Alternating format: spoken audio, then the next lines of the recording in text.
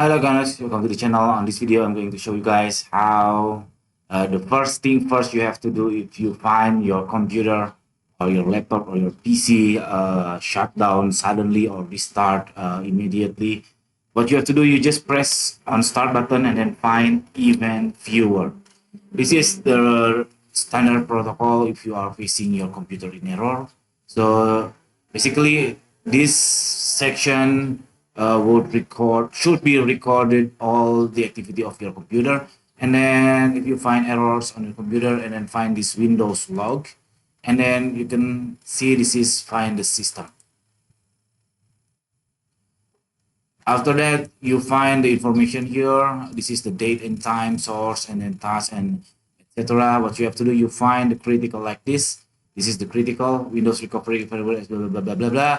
You find the critical one, and then you can Googling it by yourself, and then find the solution all over the internet.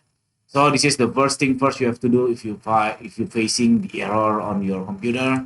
It's supposed to be easy to find the solution, but to execute the solution maybe perhaps it's not really easy. Sometimes the problem is on your hardware, but if the problem is on your software, it's supposed to be easy to solve. Okay, that's it. It's very simple information for you. If you think this content is helpful for you, please subscribe our channel. Thank you for watching, guys. Bye bye.